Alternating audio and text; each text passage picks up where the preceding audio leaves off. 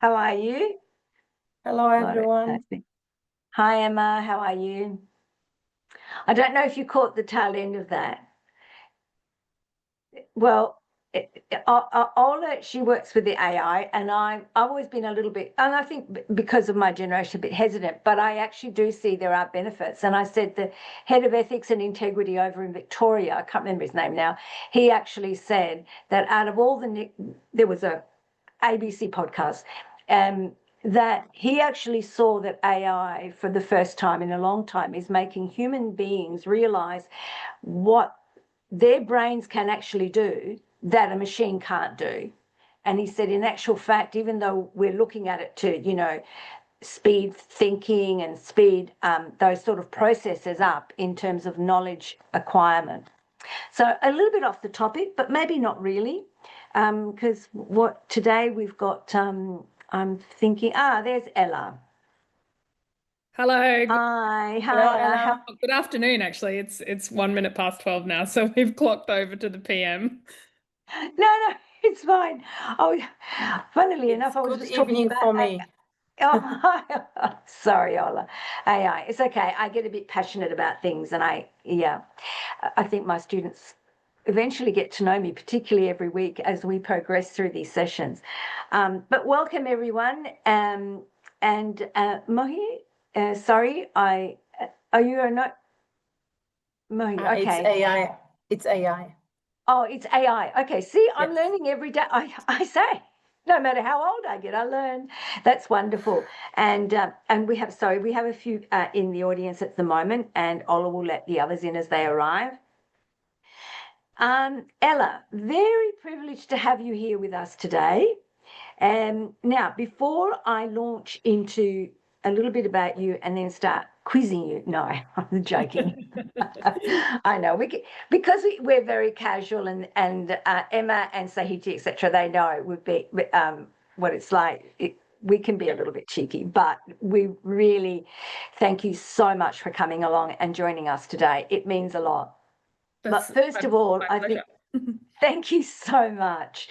So, first of all, I think the most important for me is to begin with, is our acknowledgement to country. So, if it's just in a way, it's a pause. Okay. The Queensland University of Technology acknowledges the Turrbal and Yugara as the First Nation owners of the lands where QUT now stands. We pay respect to their elders, laws, customs, and creation spirits. We recognise that these lands have always been places of learning and teaching and research. QUT acknowledges the important role Aboriginal and Torres Strait Islander people play within the QUT community. And I just add a few personal notes. I'm actually based in Perth, so I acknowledge the Noongar people, who are the owners of traditional owners and custodians of these lands.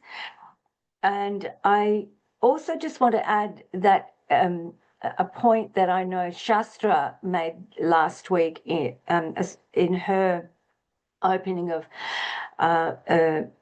acknowledging country was that the Indigenous or Aboriginal and Torres Strait Islander people never ceded permission.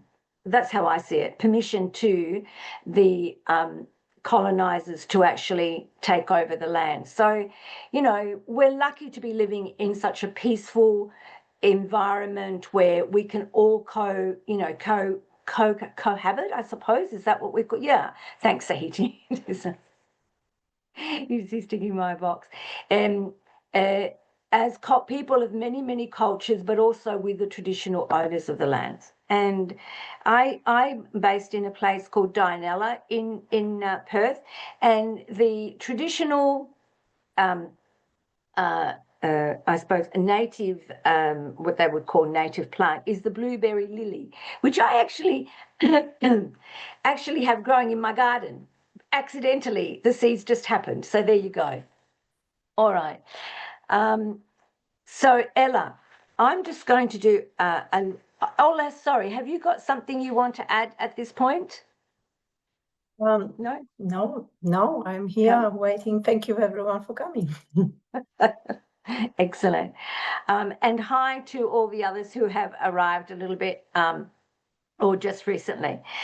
Okay, so Ella, your profile is amazing, and to see someone so young and with so much rich experience. So I'm just going to go quickly and over a couple of things, just headlines, and then if you would just expand for us what your research journey was about, and what it looked like in terms of connecting with people and collaborating and working with people. So Ella is a senior research associate with the Digital Media Research Centre. Now, I love the title of this discovery project she has. It's titled, and I think some of you have already read it, is Understanding and Combating Dark Political Communication. You know, to me, I just imagine Darth Vader, but maybe it's not, but maybe it is. But maybe it is, yeah. And that you have been awarded a QUT medal, which you can share with us. You've also actively engaged in higher education community and as a fellow of the Higher Education Academy. And the list goes on with your teaching experience, not just at QUT, but also at our MIT in Victoria. Your professional background is in strategic communications and with this particular expertise in stakeholder engagement, which is dear to our hearts in this module, political advocacy and market research. And you're also a member of industry associations, including Communication and Public Relations Australia. And I think that sometimes when I say we, generic, we forget how important some of these industry associations are and how we can all benefit from being part of them. So Ella, the floor is all yours, my dear. Thank you for that lovely introduction, Anna. And I love the casual approach to this session. That's very much my vibe. So very happy to hear it. I'm also only recently returned to Queensland, so appreciate the QUT acknowledgement. But I'm very used to the Melbourne-based acknowledgement of acknowledging the Boonwurrung and Wurrung people of the Kulin Nations, because that's where I've been based since 2018, but have been back in Brisbane a grand total of 2 weeks. So I moved back with my partner and our 3-year-old just very recently. And that was after taking the job at QT last year, and then kind of having a slow transition back to come home, for us to come home to Queensland. So it's nice to be back. So I think the points that you touched on, Anna, so dark political communication, part of the project is actually theorising what that is. And we are hopefully only a few weeks off submitting our first journal article out of that project, which is around that theory building and providing a kind of framework and paradigm for political communication that isn't quite keeping up with some of the changes that are happening in the current political environment, which is, interesting space to be researching in at the moment. Like a little bit about my history. So I'm kind of probably a classic workaholic, if you will. I always pack my life too full of too many things. But the central thread running through all of it is that I really like people. And so my professional background in strategic communication, I was just getting a little bit bored in industry, and that's why I decided to do a PhD. And I actually did my PhD part-time while continuing to work full-time, even though I was incredibly privileged to be offered a very prestigious scholarship to do my PhD. It didn't keep pace with the life that I was living at the time. So I worked full-time, did my PhD part-time. That was a very full-on journey. I don't recommend it to anyone. But I've done it, and I don't either. Yeah, it keeps you busy, that's for sure. It was also before I had a child, so I didn't have any of those kind of extra family responsibilities. But yeah, it was a hard slog. So more power to any of you who are juggling multiple commitments and priorities as you go through your PhD. And this is a kind of very long-winded segue into my first tip about collaboration. And that is that don't ever worry about how much time has passed between when you first made a relationship with somebody and when you might reach out in the future. Context is really dependent for whether or not a successful collaboration comes off. Sometimes it's the right time, sometimes it's the wrong time. But if you made a connection 5 years ago, there's nothing to stop you from reaching out now. And in fact, you don't even need to have made that connection before. You can just reach out with a purpose. And most of the time, people find it very flattering to be reached out to. I am not, of course, talking about, like the Bill Gates of the world or, some really big high flyers. They're, I'm sure, getting many approaches. But what's the worst that's going to happen? You can always try to reach out, and the worst that's going to happen is you don't get a response. The next worst that's going to happen is they're going to say no. They're never going to view it poorly. If you approach somebody with a clear purpose and agenda of why you're reaching out to them, and you've kind of got an idea about how it can be of mutual benefit, then usually only good comes of those conversations. It might not work out in the way that you think it's going to, but try and alleviate any fear or anxiety you have about doing the reach out in the first place. That's the first tip. That's really sage advice, because I know for me, I know I can still reach out, and I have reached out to people that I've met like 30 odd years ago, and just kind of like, they remember, because yeah, absolutely. They do. People do remember, particularly if you've had any face-to-face or whatever, or you've had a conversation about something specific. No, go on, Ella. I'm loving this. Well, I was gonna use an example of that. So I met a reasonably senior academic in my field a number of years ago at a conference. Like I'm talking back in 2013, I met him, and it was just a casual meeting at the conference. We had a nice conversation. 2 years ago, I reached out to him because he was going to be at another conference, and I said, "Hey, do you want to go and have a coffee? You probably don't remember me. We met back in 2013 when I was a PhD student." And as it turns out, we couldn't catch up for that coffee at the conference because he ended up having to leave early and it didn't work out. But that was fine. I then contacted him at the beginning of this year because we were approached to lead, the team and I on the DPC project were approached to lead a special issue in a journal. And as part of that, we had to put together a proposal that includes a number of prospective authors that might contribute to that special issue. And I went, "Oh, Aaron would be great for that. Let's, I haven't talked to him since our failed coffee date never eventuated, but you know what? I'll send him an email and see if he's interested."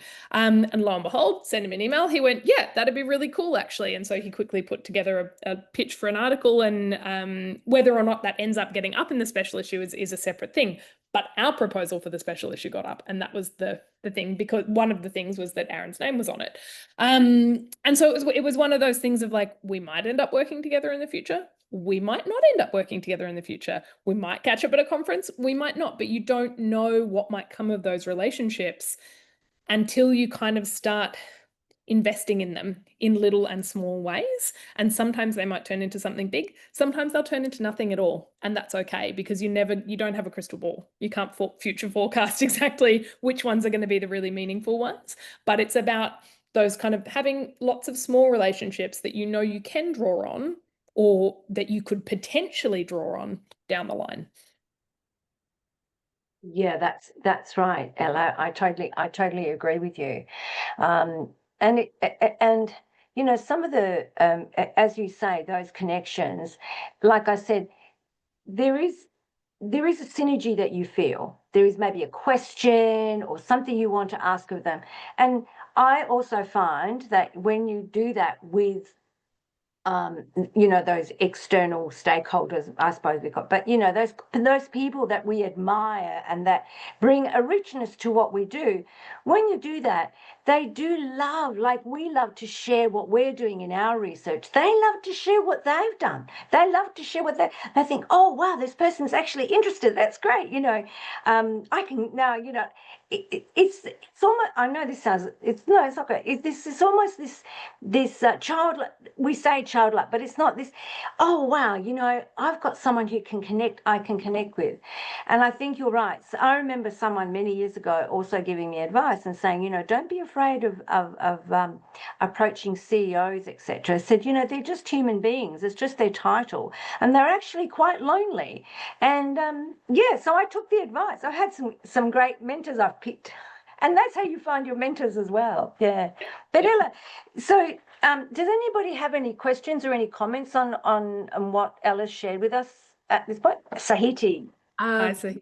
Thank you. Hi Ella, thank you so much for sharing that. I can quite relate to that. So yeah, I'm doing a PhD with CSR in La Trobe, and I was at the AIFST conference for the last 3 days, which is the Food Science and Technology conference. I was volunteering, working for it. I'm quite busy, but I managed to get around, talk to people, and attend presentations by some researchers that I was reading their papers during my bachelor's, and I was like, these are celebrities. Like, you know, like this person, I really want to meet them someday. And then I actually went up to them, took a selfie, and I was like, you're my superhero. Like your work has set me up, you know, like I really like look up to you. And yeah, and they were really humble, and they were like, they didn't expect that interaction, you know. They're like, I'm just a normal human being. I'm just doing a postdoc. And I'm like, no, you're not just doing a postdoc. Like your work has really inspired me, and it's really helping me at the moment. So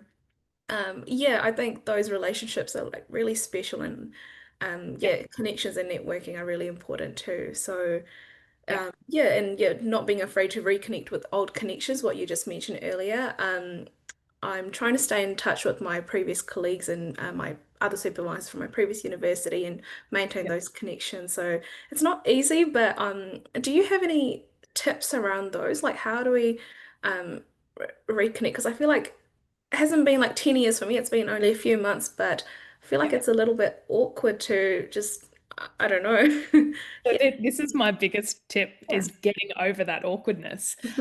So it's actually okay to let connections, for want of a better way to put it, go cold, right? You can not have contact with people for a number of years and then reach out to them out of the blue. That's okay. People do it every day. It's totally fine. It does depend on the relationship a little bit in terms of, you know, like if you ended on bad terms, reaching out of the blue because you've got something that you know you want to do with like that, that's a slightly, but assuming where things were last left was on good terms, then you can make the assumption that any future contact is going to be welcome.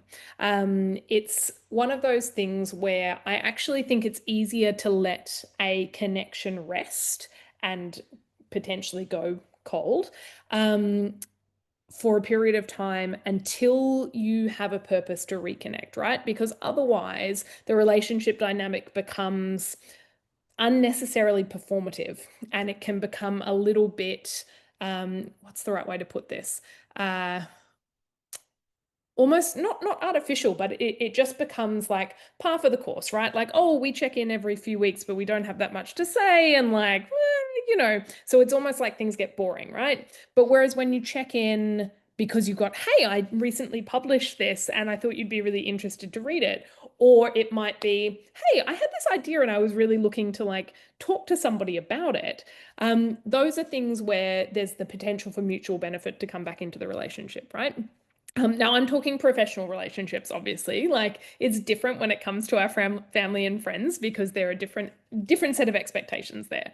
But I think professionally, you know, the best thing you can do is reach out with purpose. And so if you've got a really clear purpose as to why you're reaching out, and that you can think of how this benefits both you and benefits the other person or the other team, that's how to make sure that the relationship is going to serve needs on both ends, which makes it a fulfilling and satisfying relationship.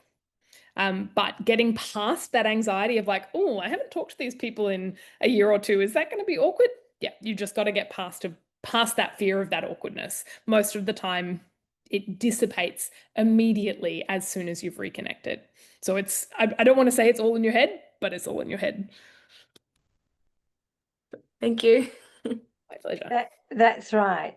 And, sometimes people are busy too. That's the other thing you learn on the journey. They might be an academic I remember one academic, she said, you contact me anytime. And then I remember at one stage I asked something and she said, now she was in her 70s or going on to her 80s, right? And she said, I'd love to do that for you, like read something or whatever it was.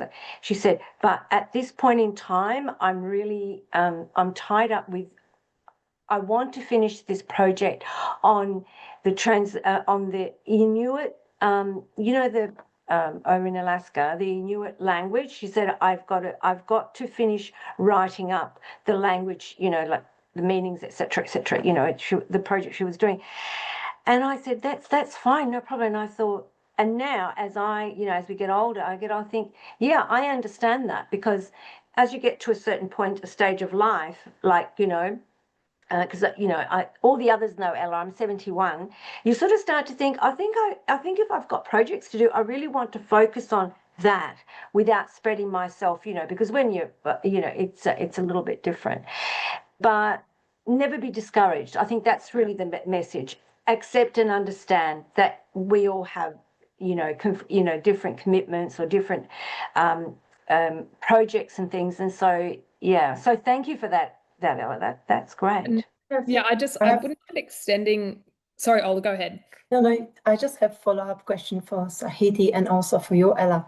So Sahidi, you mentioned that you're trying to stay in touch with your network, but you find it hard. So could you tell us what actually tools are you using? What channel? Are you using LinkedIn or more email, or do you network during some conferences? And then we'll pass the microphone to Ella, and Ella will share the best tools she could recommend. Yeah, certainly. I mean, I'm connected with LinkedIn. I do use LinkedIn actively. Yeah. So there's the connections there. I do emails, but also so I'm talking about my colleagues and my previous supervisors back in New Zealand, so back in my home city. Meeting in person as well. So for example, I'm going home in a couple of weeks of time, and I do want to do an email a week ahead to kind of book an appointment to catch up with these people, but then I just feel like maybe there's a little gap, maybe, when it comes to priorities, when, supervisors, lecturers can be quite busy with their students, with their research and teaching and admin activities. So um, I feel like it feels a little bit awkward to, yeah. I mean, I have a great relationship, but it's just, I feel like there's a little bit of disconnection given that I've completely moved countries. So yeah. But emails is the channel that I communicate with my colleagues. I would definitely say email is let me rephrase this, right? So my personal preference for any sort of communication is always in person, but that's my personal preference. That is not everybody. I would always rather go for a coffee with somebody if and when that's possible to do in person, but that isn't everybody else's preference. And it's also absolutely not always possible. And in the amazing age of technology that we live in, we have so many different avenues that are open to us for alternative modes of communication. And I'm going to try and connect some dots here in terms of what Anna was talking about before around empathy for other people's priorities and understanding of other people's priorities. That's why I think when you go into any connection, you need to have an understanding and appreciation for where you're coming from, but also where they might be coming from. And so figuring out which is the best tool when is usually a pretty simple thing to be positioned around. How do you know them in the first place, and why are you reaching out? So I have had many colleagues over the years who have transitioned from colleagues to friends, right? And this was back in the day when Facebook was the biggest thing. So my Facebook is full of former colleagues that are now Facebook friends. There are some of those Facebook friends that I would be very comfortable reaching out on Messenger to have a chat or go for a coffee. But then there are others who are really still more colleagues than friends that I would always send a direct email to whatever their professional position is at the time. I am an advocate of LinkedIn, but I say that with a bit of a do as I say, not as I do, because my LinkedIn has not been updated since I was at RMIT. So I haven't touched it in like 18 months, or possibly longer. In fact, I think I last checked it when I came back from mat leave, which was in 2023. So I'm just not much of a LinkedIn user. With that said, it is increasingly becoming since Elon Musk took over Twitter and Twitter's downfall as a kind of academic space, like that has completely collapsed. A lot of academics have moved over to Blue Sky, and so you can reach them there. There are other platforms that are used as well, like Mastodon, for example. Most of the time, most academics are happy to be contacted through those channels because they see themselves as having a kind of professional platform there, and they often promote their work through there. But honestly, I think email's the best because it reaches them directly, or worst case scenario, it gets blocked by a firewall. You try a different avenue like LinkedIn or like one of the socials. I also do believe in the power of the email follow-up. I think that if you don't hear anything in a week or 2 weeks, it's entirely appropriate to send a very gentle, like, hey, I realize you're probably busy, but I just thought I'd follow up on my email from the other week. And if you don't hear anything a second time, then that's probably enough to communicate, hey, they're either really busy right now and maybe try again in 3 months, or they're not interested. And that's okay. Like you don't need to take that as a personal affront. I am pretty responsive and responsive, like in a slow sort of way. My inbox is always overflowing, but at the same time, one of the things that I do try and actively respond to is if I get approached by a PhD student, for example, or a prospective PhD student, because I know that if they're expressing interest, they at least deserve to know where I'm at. So for example, at the moment, I don't have much capacity to take on additional supervisions because I've already got 4 students. And so there's no point me keeping that student in limbo. Whereas others that I know, my colleagues, they never respond to the first email. They always wait for a follow-up to see if a student is serious, and then they will take the time to respond. Does that kind of make sense? So like, don't be afraid to follow up, but also always have respect and empathy for other people's priorities. And that was where I wanted to pick up on from before. So Ola, just before I do that though, does that kind of answer your question around like tools for reaching out? Yep. Absolutely, yes. Yeah. That's great. So on the empathy point, I think that, and I'm going to use a personal example here. So I had my son 3 years ago in 2022, and took maternity leave for 12 months. And prior to falling pregnant, I had signed an edited book contract for a publication that's now out called, I'm mind blanking on what it's called, Beyond the Dark Arts. So it was originally pitched as a sort of, let's look at all of the forms of strategic communication that are actually doing good in the world, and let's talk about those instead of branding them around, because so much of the time strategic communication gets a pretty bad rap in terms of, advertising is doing terrible things to our society, marketing is doing this, that, and the other. It can never be ethical. Public relations is the woe of all things, particularly when it comes to politics, all of this sort of stuff. And I was like, yeah, okay, hey, sure, but strategic communication can actually do a lot of good in the world. So let's produce a publication that talks about that. And so we got a contract, got a book contract, me and some colleagues. And we were in the early stages of recruitment for that. And I found out I was pregnant. And that meant that I knew there was no way that this book was going to be, the manuscript was not going to be submitted to the publishers before I'd needed to go on maternity leave. And I was originally the lead editor on that team. So it meant that we had to have some very difficult conversations around, do we postpone this project? Do we continue and I work while I'm on mat leave? Or do I step down as lead editor and somebody else steps up? And that option is what we ended up going with, because I didn't want to hold up contributing authors that we'd already, I didn't want to change the time frame on everybody else. I didn't think that was fair. As much as it would have been great to be the lead editor, at the end of the day, it was still serving enough purpose to me to kind of like tick boxes on my kind of CV to be an editor on the book. And as much as one of the things that was really challenging was giving up that editorial control, because I had a real vision for the book, and no longer being lead editor meant I had to relax that vision, and also had to hand over a significant portion of the work to my colleagues once I did go on maternity leave. And so that figuring out that balancing when I clearly had other commitments and responsibilities was really challenging. And you know, it worked out well in this particular case. With that said, I had to accept as well, like I was meant to be contributing a sole authored chapter in that book. That chapter didn't get done before maternity leave, so that chapter ended up being cut from the book because I didn't do the work to get it done.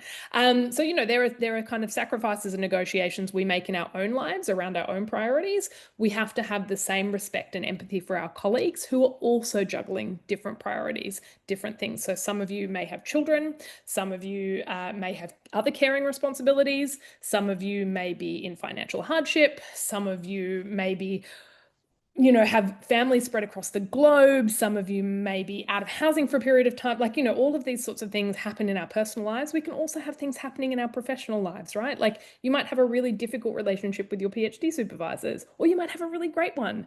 You know, you might have some kind of mental health challenges, or you might have anxieties around different things, like all of these things. There are always different things going on in people's lives. And so having respect and empathy for others, I think, is a really key thing to making sure that your relationships are meaningful and fulfilling, and that they're not self-serving or one way. And that is what leads to long-term respectful relationships and meaningful collaborations over time. That was fabulous, Ella, and that's absolutely spot on. And I think we can all resonate with, you know, with what you've said and experienced it. If you're on, hold on. We had our student. Now I've just got a student number N120124. I think it's our colleague from Silver City, New Mexico, and I'm not sure whether he or she is able to talk with us. Ola, you might know, but No, I am actually in New Mexico right now. It was who from are me. you? Is that you? Yeah. Is I that was just you? welcoming from this land and Wow, introducing the indigenous group which were here before us. that's you're amazing. Honestly, I've been Ola never ceases to amaze me. Never. I think she's absolutely wonderful colleague to work with. So now, one thing I didn't know, Ola. Sorry, you've piqued my interest now. The Mimbres people, later known as the Apache. So they used to be known as the Mimbres. So is Apache and They were before Apache people. So it was a group, I think, right. Well, I'm going to look that 900 up before now. Jesus. Through all of this. Oh, thank you so I'm back much. on Friday. I just had to help my son to prepare him for college. He started college here, so That's no one right. noticed. It's Talking just about 4 priorities. days. Exactly, Yeah, 4 days exactly. here, back in Australia. But I'm still Exactly. online. Yeah, well, you are. And I look, honestly, you're so fluid with the way you did it. I thought you were still in at QT, and I thought I was going to ask you, you must miss your son, you know, because I remember, you know, the excitement around him going. And you've been there. I think that's amazing. And it was totally seamless. And I think that's where technology comes in. Yes. Absolutely. Now, Ella, what I would really like to know a little bit more about, and I'm not sure, well, yeah, I'm sure our colleagues, just when your paper, like your research work is dark arts, advancing marketing and communication theory and practice, it seems to me that you're taking the slant that marketing, etc., can actually be positive, not, yeah, okay, so for the do you want to share a little bit of that? Because I think that we all in our research work, we're going down a road, but we can also see, like, whether they're stakeholders or whatever, someone pulling, no, that's not good, yes, that's great, you know, like this kind of, like, and you're sort of trying to keep a straight line and your balance. Share that with us, Ella, in terms of how you're working with others too. No. So I mean that there's a very large body of literature around activities around sort of like corporate social responsibility exercises, and increasingly in recent years, there's been more and more cynicism around those sorts of activities, as there's, you know, plenty of case studies around like greenwashing, for example, which is, you know, where companies are saying they're doing X, Y, and Z, but actually those things are maybe a little bit more hollow and perhaps not quite as beneficial to the community as they might be painted. So my initial interest in sort of socially responsible communication or socially responsible strategic communication really came from that, like wanting to unpack the ethics of it, and wanting to unpack and understand how can we use communication for positive social change and as a force for good, for the public good. And so there's kind of two ways of doing that, right? There's to look at all the bad stuff that goes on and then go, how can we directly combat that? Which is what the Dark Political Communication Project is really kind of grounded in. And then there's other things like the Beyond the Dark Arts book, which was really looking at kind of the good things that are happening, and how can we use communication for positive social change? So how can communication projects help in the third world? How can we use communication in more effective ways to serve, say, the UN sustainability goals? How can we help to you know, advance strategic communication initiatives in disadvantaged communities? So that's kind of, I guess, the thread through my research is looking for what's going wrong and how can we combat it, as well as what's going right and how can we hold that up as an ideal. And so, yeah, like I genuinely believe that when organizations and stakeholders want to, or should, you know, I think that increasingly there is an expectation in our society that businesses, consumers, people should be giving back in some way to society around us, but what those ways look like is different for everybody. And there doesn't have to be consensus on that necessarily, but there is definitely an expectation that we will be socially responsible relative to the industry that we're operating in. And so therefore, in my mind, one of the central ways that we need to be doing that is making sure our communication is ethical and grounded in purpose and what we're wanting to achieve. Yeah, that's my spiel on why I do what I do. Yeah, yes, and that's excellent. That's spot on to really what we're doing with this course. Is I think, you know, the whole ethics and academic integrity in terms of how we communicate what we study, what we learn, and then what we want to share with everyone is absolutely critical. I like that. I think I've got questions rummaging in my head, but I'm going to ask our colleagues here. Emma, Christy, either of you have a question or a comment? Emma? Thanks, Ella. This is really good. I have a question as also someone who loves people and would prefer to meet face to face. And it's a bit of a practical question. If you do a lot of having coffees with people, how do you keep it efficient? Because I recognize that people have limited time, but when you really enjoy people, it's really hard to stop. Yeah, absolutely. And I think that is really, so two tips is, one, be really clear on the other person's boundaries. So I know that I'm a talker. I can easily go well and beyond the scheduled time frame if I'm able to be indulgent, right? Like if I know that I've got half an hour blocked out of my diary, but I actually have an hour, then I know that I can totally go for that hour. But it's about respecting the other person's time. So I always check as one of my first questions, now just remind me, you need to be wrapped up by X time, you know? So it's like that's pretty much the first thing, to make sure that we're on the same page in terms of, do they actually have like an extra 5 minutes after the half an hour? Or do they actually have like a whole hour? Or do they really actually only have 25 minutes instead of the 30 minutes that we've got blocked out? So that's the first thing. And the second thing is to always have an agenda. So I mean, not like if you're going to catch up with a friend, you don't have to have an agenda for that. But if it's in a collegial or professional setting, then you should be going into that meeting, and I say meeting because that's what they are in professional contexts, with a clear purpose to that and a clear reason for that meeting taking place beyond just, oh, I want to deepen my relationship with this person. If you're wanting to deepen your relationship with somebody and get to know them a bit better, that's okay. You don't have to have an agenda for a getting to know you coffee.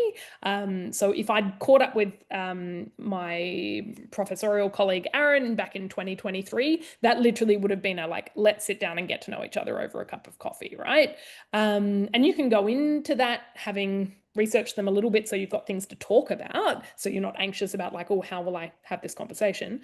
Or if you're a natural talker, that's okay because the conversation's going to carry.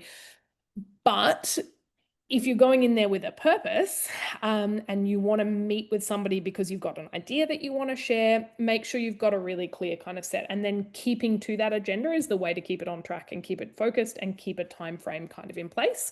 And also means that you both walk away from that meeting feeling like the time was well used. I don't know about anybody else, but I know that the meetings that I go into where we feel like nothing really of substance was said and nothing got decided, nothing really took place, that feels like a wasted hour in my day. And, I say that with, with the audacity of somebody that has clearly done that to other people because I like talking. But you don't want to walk away with that feeling. Does that kind of help, Emma? Does that make sense? Yeah, that's really good. And I tend to be more of a listener, so I walk over my own boundaries rather than. So I had a, I don't know, 45-minute lunch date with someone the other day that went for 2 hours. Yeah. And they obviously, it didn't worry them. They were quite happy. But I need to work out how to exit. Yeah. And I think maybe having something I have to be at after, whatever that and is. even and I hate to advocate for this, but even if it's a little white lie, like, oh, I said that I'd turn this, it doesn't even have to be detailed. You can just say, I need to be done by this time. And then, I'm a big one for setting a alarm on my phone so that actually if I've got my phone there with me and I know I need to be somewhere, I just set an alarm for 5 minutes before I have to leave. And because that is a circuit breaker in the conversation where the alarm goes off, oh, that's 5 minutes. Okay, so let's just wrap up what we were saying. And then, you've kind of had that immediate like, oh, that's interrupted our conversation anyway. And it's a piece of technology, so you can't get cranky at the technology for having gone off, like it's a really sort of impersonal but effective way to keep you on time. That's an excellent tip. Thank you so much. I'm going to use. Yeah, thanks for the question, Emma. That was great, and thanks for your response, Ella. Because I remember I got to the point where I would actually have a book and write down all the notes I wanted to take to ask the questions, because I can be like you, we already know, I'm sure, I can yap away. But one of the things that I have to become very cognizant is other people's time. And I think, Ella, what the cues you've given Emma, who's a more an introvert, I can be an introvert, believe me, but so you got my head in the books, but then I block out everything else. But I think it's about being sensitive. For me, it always have to be sensitive with other people's time. And Emma, you're right. Someone like me, I could talk for a couple of hours, but it's always about, I learned to go, by the way, I hope, we've been here, are you okay for time? And if they're not doing that, then I think what Ella has said to you, just say, oh, by the way, look, I've got something on, in about 15 minutes. So you kind of giving them time to get to the point or wrap up, kind of wrap up. And at the same time, you're kind of going to get what you want, because it doesn't do them or you any good in terms of enhancing your relationship. And I'm learning that at this ripe old age. No, not ripe, but it's like I hear a lot of other speakers, like other people who are speakers and who are well known in their fields, talking about this. That it's about your boundaries. I've only got this much time, and it's not an insult or anything for them. And so it's about communicating that. And so when you're working with your stakeholders, I think all of us need to just remember your stakeholders have only got so much time, including your PhD or your supervisors, etc. No, Ella, that was great. Christy or Malachi, do either of you have any questions?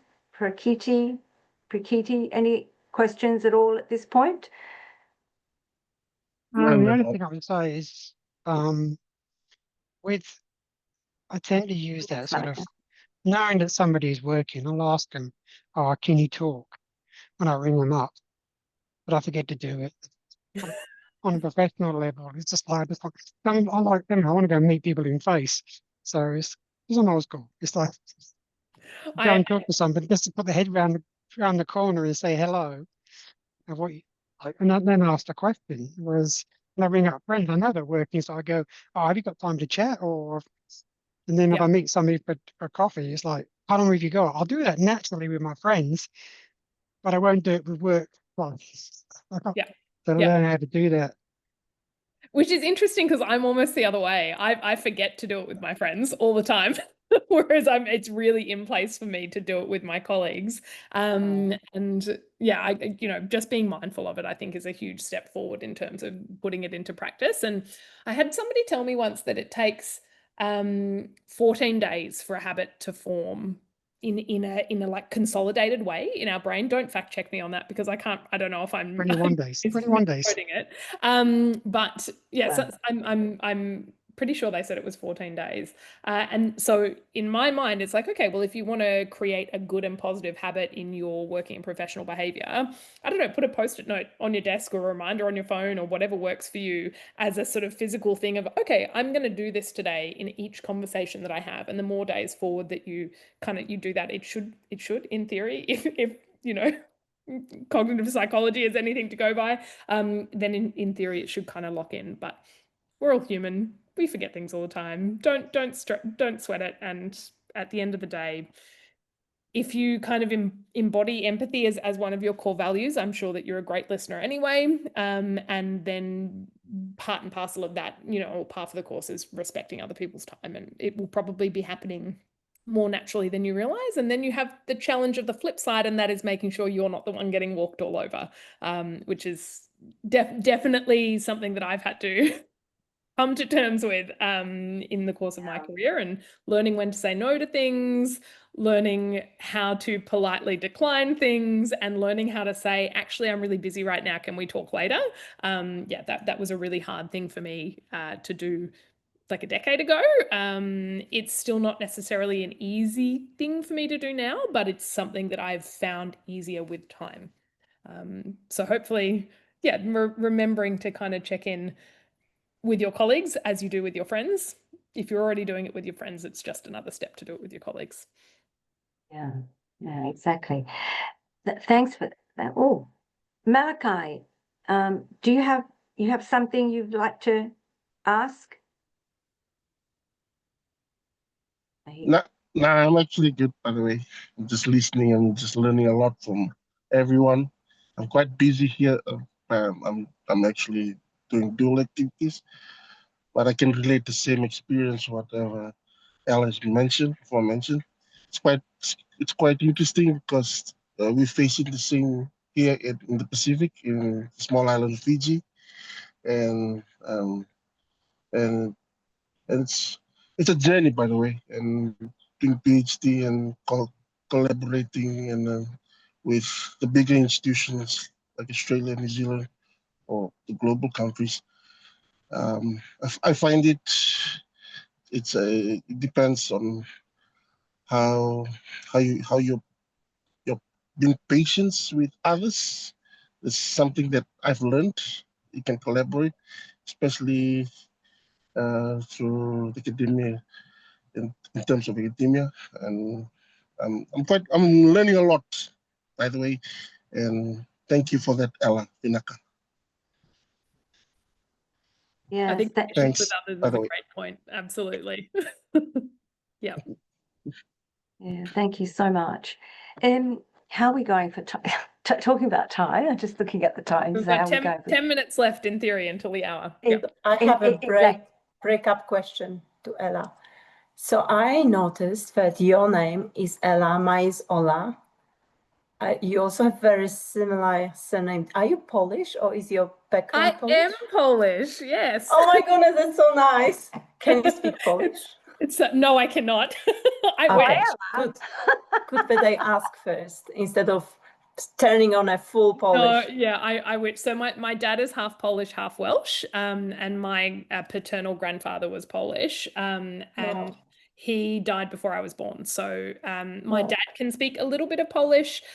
He can speak more Welsh because my grandmother was still a Yes. fluent Welsh speaker. And my dad just decided instead of trying to have bilingual children that both languages were just too hard, so he wasn't going to bother.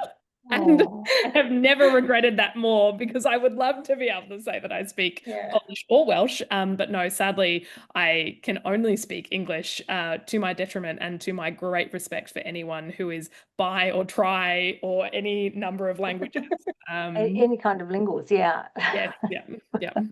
Wow, that's very nice. Yeah. Well, it's never too late, Ella. I That's mean, right. I was in my 30s when I, learnt Persian. Yeah. I won't go into the That's an story, but interesting choice, Anna. it's like That's Arabic. cool. Yeah, I can still speak. People go, "Oh, can you still?" I say, "Well, I've forgotten some, but I can say, I can conversationally, I can get by, etc." And I tell you an anecdote, if you don't mind. Sometimes I'm in a shop, because I have an Italian background, right? So, but it's happened all my life. Sometimes I'm in a shop and I'll be and there'll be two, like say a couple of, ladies, women, sorry, I don't know, correct. If I'm politically incorrect, please, have pity on me, patience. And they'd be talking Persian.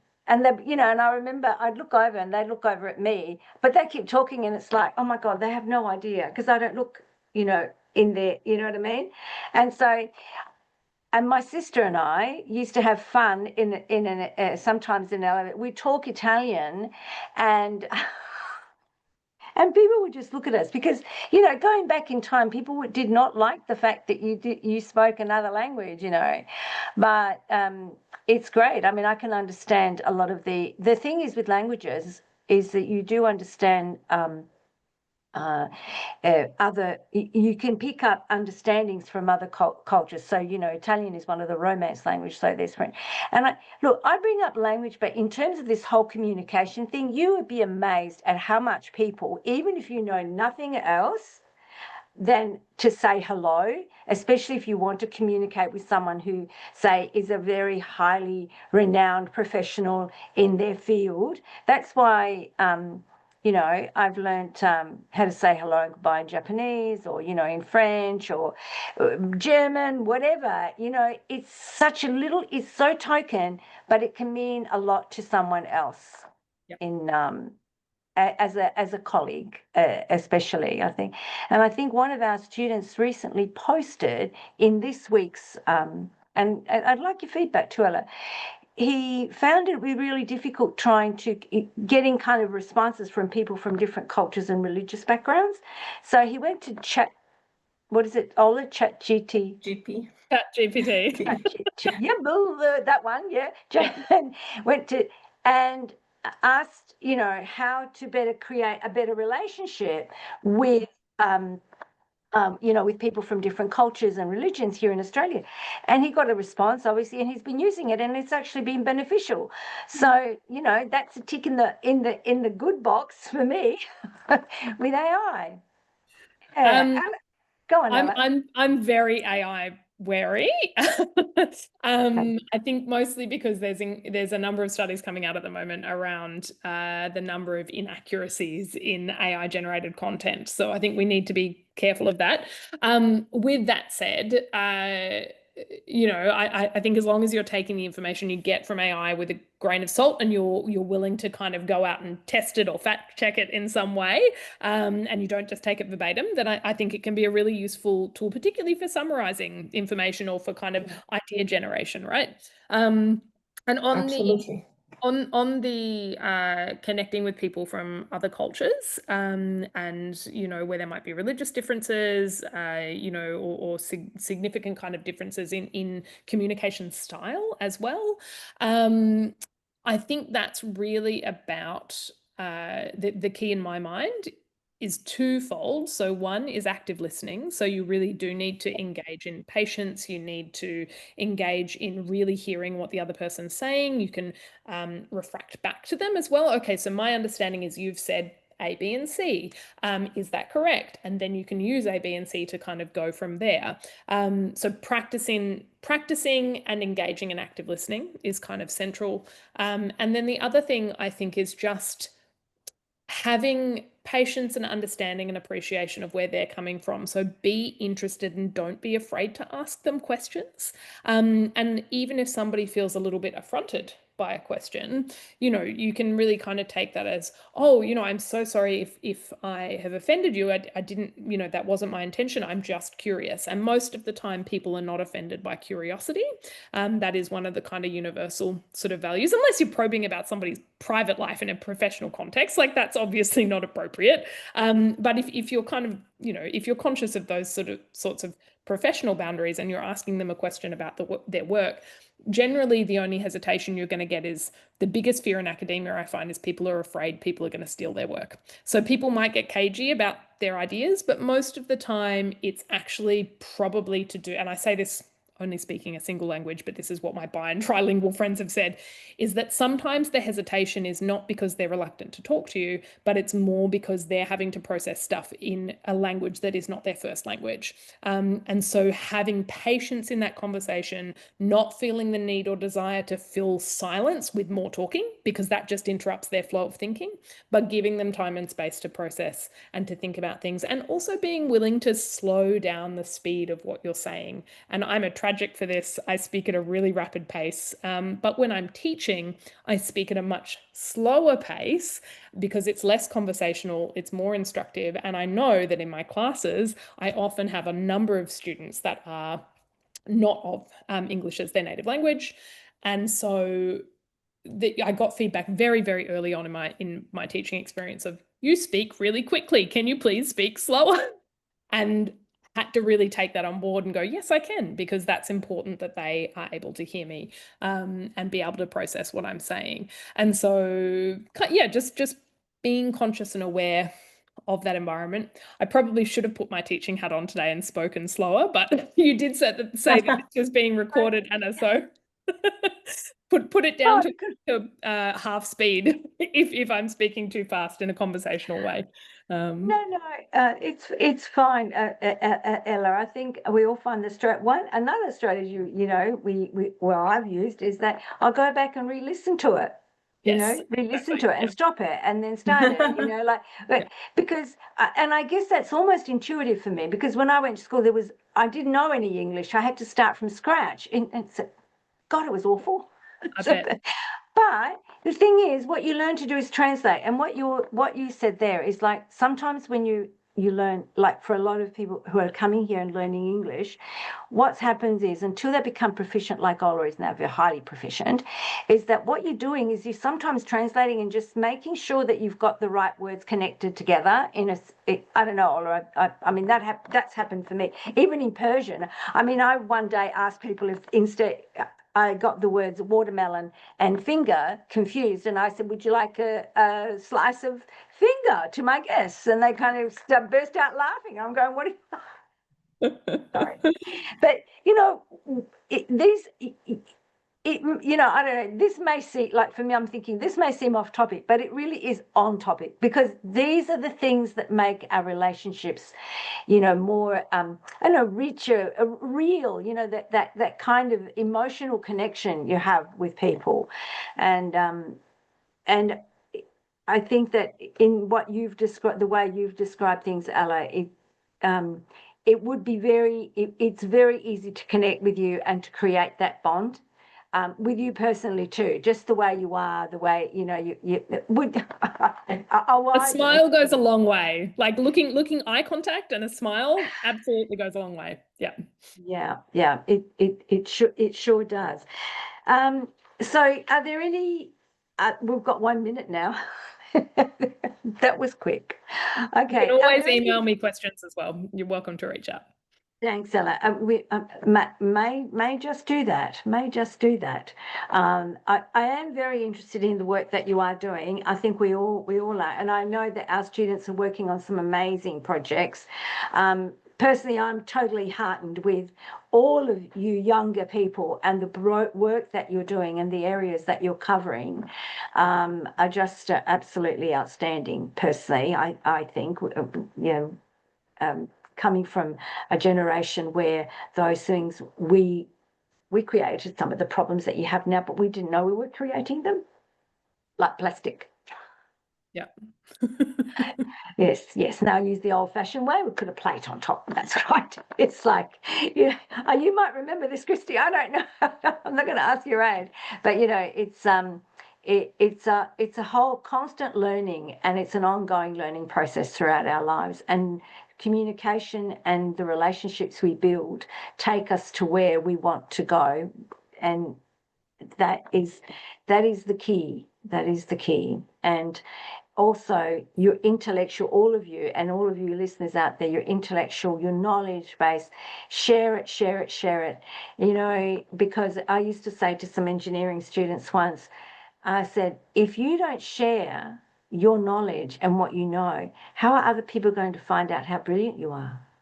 How are people going to find out what you know and take that and make something of it? Because everyone out there is waiting to read your work and to know what value you can keep adding. And that's what you're doing, Ella. And I am just so thankful for you to come in today, such a personable, interesting, exciting person, and so knowledgeable, and to share that with us. Ola. And thank you so much, Ella, for actually making our eGrad school communities richer with your presence. Really, you made a big impact, and we hope to connect in the future. Thank you so much for helping our students who will watch it at home as well, because we are very busy researchers couldn't contact us today. But thank you everyone who joined us live as well. Thank you, guys. Thank you. You can always rely on me. My pleasure. Thanks, everybody. Thank you so much. Thank you. Thank you all for coming along. Guys. Thank you. And thank you to all listening. Bye. Bye. Thanks, Thanks, Ella. Ella. Bye. Ciao. See you Bye, later. Ella. Bye. Ciao. Bye. Bye. Ciao.